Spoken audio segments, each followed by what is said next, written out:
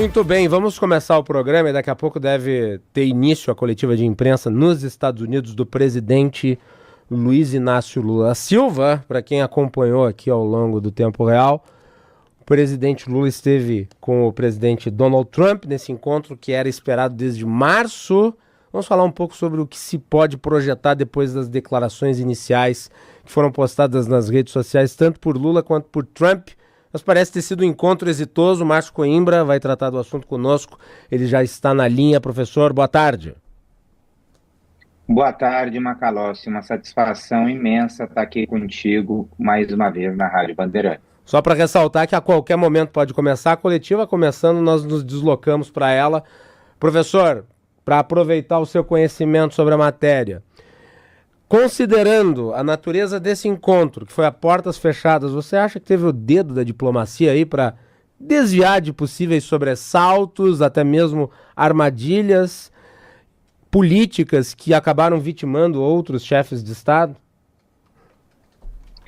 Sempre tem, né, Macalossi? Eu acredito que o Departamento de Estado e também o Itamaraty tiveram conversas prévias, e estabeleceram como isso deveria ser, como deveria ser essa reunião, e me parece que foi de acordo com o que as duas diplomacias organizaram, um encontro a portas fechadas e com um claro objetivo dentro do espectro que Trump e Lula tanto queriam, que era o comércio e tarifas. Me parece que se baseou, realmente foi nisso toda a conversa. Um encontro, portanto, de trabalho pragmático. Um encontro de trabalho pragmático e que sugere também uma diplomacia de urgência. O que eu digo com isso? Uma diplomacia de urgência para Trump, que tem uma viagem à China na próxima semana e precisava conversar com o Brasil sobre minerais críticos, e também uma diplomacia de urgência para Lula, que precisava fazer essa reunião com Donald Trump visando as eleições de outubro e se aproximar de um eleitorado de centro e centro-direita. No caso aqui, então, os dois ganham. Os dois ganham, foi uma reunião de ganha-ganha e claramente ela ocorrer dessa forma, de portas fechadas, com declarações nas redes sociais de cada um deles, nos mostra que cada um serviu aos objetivos do outro, também levando os seus objetivos a cabo. Então, um jogo onde os dois ganharam.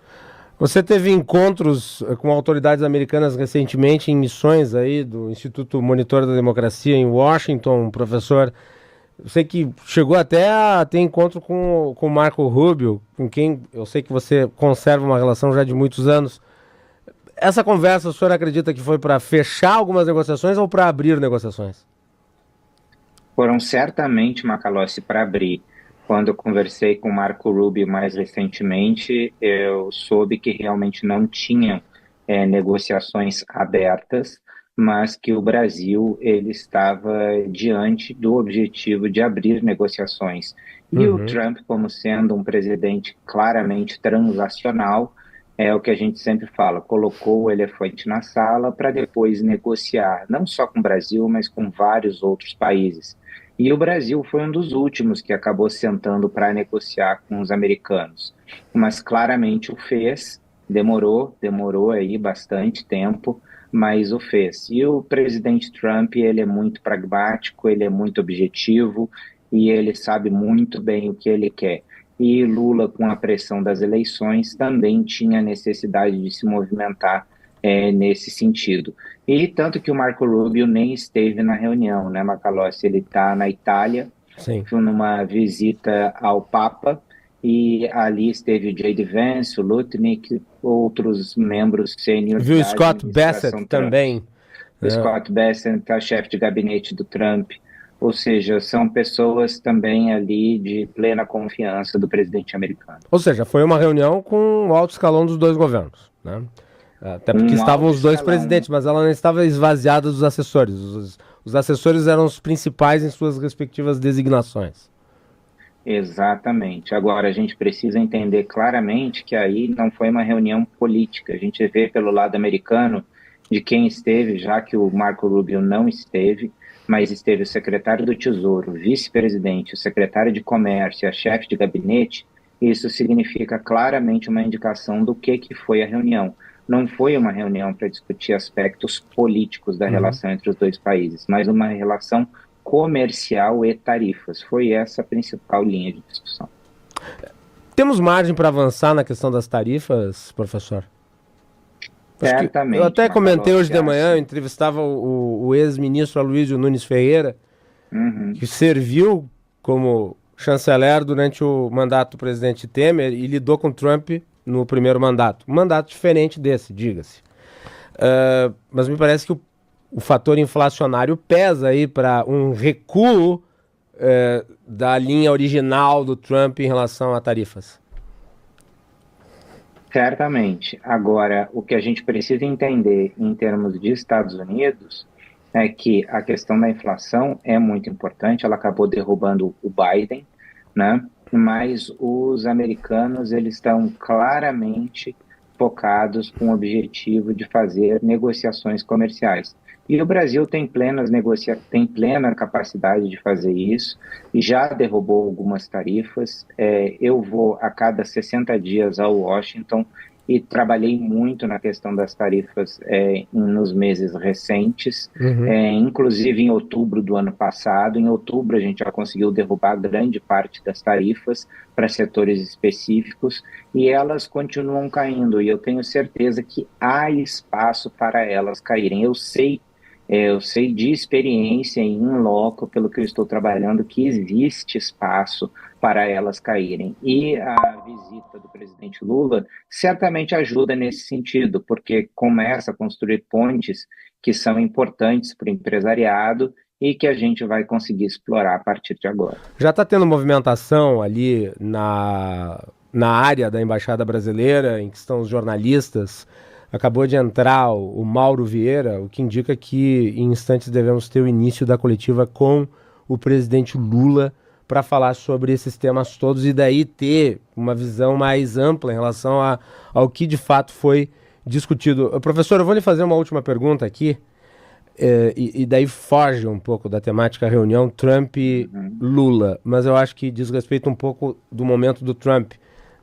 Considerando o seu conhecimento sobre eleições nos Estados Unidos, dinâmica partidária, o impacto da guerra, você acha que o Trump já dá como favas contadas que ele vai perder as maiorias no Congresso norte-americano nas midterm elections? Não, eu acho que ele ainda tem esperança de manter as suas maiorias e eu Uhum. acho que realmente existe chance dele manter as suas maiorias.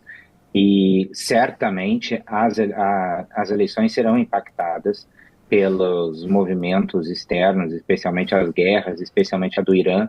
Agora, não está perdido. Eu tenho plena confiança de que o Partido Republicano e os estrategistas de campanha do Trump vão conseguir reverter esse estado de coisas. É a minha experiência lá em eleições, ela vai nesse sentido.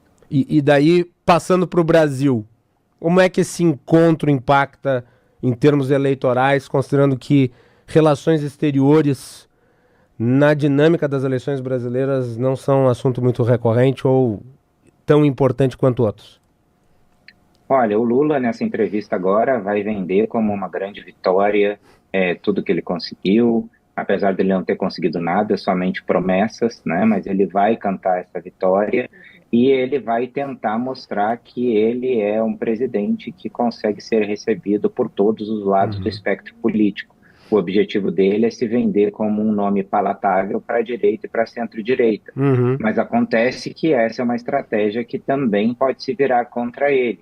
Ele pode perder votos da esquerda e não ganhar votos do centro-centro-direita, que já estão comprometidos com a candidatura de Flávio Bolsonaro ou outras candidaturas da direita que se colocam. Agora ele pode reacender com esse encontro aquela linha, né, de argumentação geopolítica de que ele desatou o nó que havia sido atado pela família Bolsonaro, né, com a pressão geopolítica sobre o Brasil e que gerou como consequência as tarifas sobre os produtos brasileiros. Certamente ele vai usar essa narrativa, vai usar isso na campanha eleitoral. E eu não tenho dúvida. Agora, o que conta contra ele é que ele se vendeu como uma terceira via, como uma terceira via não, como uma frente ampla Uhum.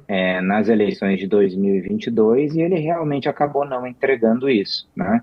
Então, esses são os dilemas com os quais ele vai ter que lidar na campanha.